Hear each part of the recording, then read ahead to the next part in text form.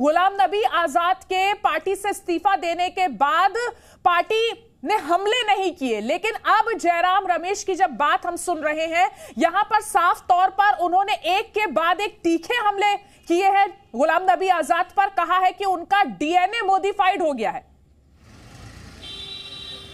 बिल्कुल बिल्कुल, देखा मैंने ट्वीट, उन्होंने कहा है कि डीएनए मॉडिफाइड, मतलब वो मोदी के संपर्क में आकर ये सब सारी बातें कर रहे हैं। हमारे साथ झारखंड कांग्रेस के अध्यक्ष हैं, क्योंकि झारखंड में भी हलचल मचा हुआ है। हम लोग रांची में मौजूद हैं, तो राजेश ठाकुर हैं।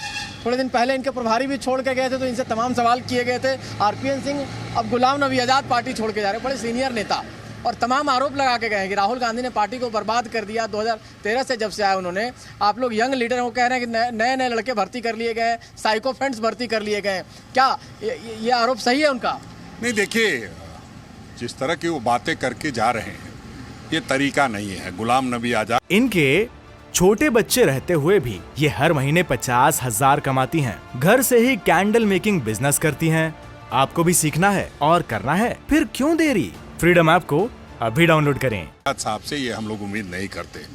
ये तो जो बात कह रहे हैं कि जो लड़के आ गए हैं, जो छोटी उम्र के लोग आ गए हैं, उससे भी ज़्यादा हल्की हरकत कर रहे हैं। इतने सीनियर लीडर और इतनी हल्की बातें करके जाए, ये ठीक है कि वहाँ जाने के लिए आपको कुछ न कुछ रास्ता बनाना होगा, लेकिन ये ज़रूरी नहीं कि आप अपने लीडरशिप की शिकायत करके जाएंगे तभी आपको कहीं जगह मिलेगी।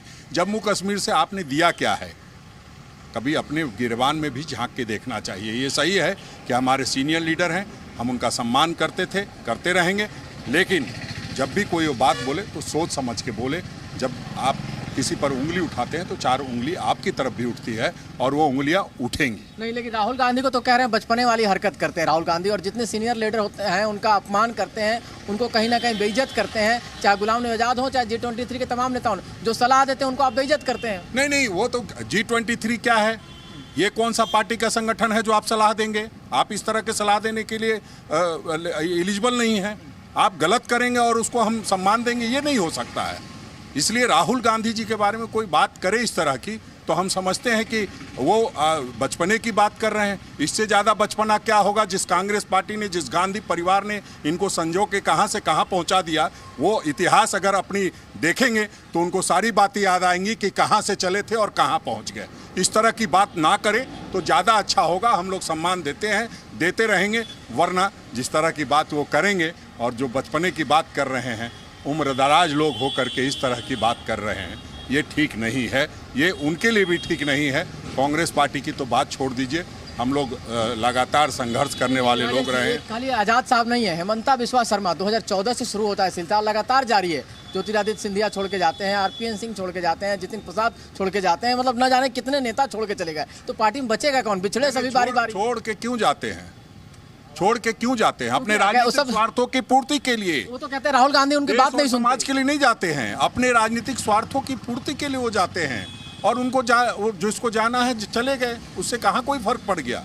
कांग्रेस पार्टी ज्यों की तो हाँ, आज भी पूरे देश में अगर किसी की चर्चा होती है तो आदरणीय सोनिया गांधी जी का, आदरणीय राहुल गांधी जी के, और कांग्रेस पार्टी की तो कमजोर होती जा रही है, पार्टी तो लगातार नीचे जा रही है। आप कैसे कह सकते हैं कमजोर हो रही है? रवि, राजेश ठाकुर जी से एक सवाल कीजिए कि हेमंता बिस्वा आरोप लगा रहे हैं कि अगर यही सिलसिला जारी रहा और अभी जो खबर मिल रही है उसके मुताबिक कुछ और इस्तीफे संभव है, तो जैसा हेमंता बिस्वा ने कहा कि अगर यही सिलसिला जारी रहा तो एक दिन कांग्रेस में सिर्फ राहुल गांधी रह जाएंगे। बिल्कुल बिल्कुल, मैं सवाल पूछता हूं इनसे। हेमंता बिस्वा शर्मा ने आरोप लगाया है कि एक एक करके लोग पार्टी छोड़ रहे हैं, और अगर यही सिलसिला जारी रहा तो थोड़े दिन बाद कांग्रेस पार्टी में सिर्फ गांधी परिवार रह जाएगा। इनके छोटे बच्चे रहते हुए भी ये हर महीने 50,000 कमाती हैं। घर से ही कैंडल मेकिंग बिजनेस करती हैं। आपको भी सीखना है और करना है, फिर क्यों देरी? फ्रीडम ऐप को अभी डाउनलोड करें।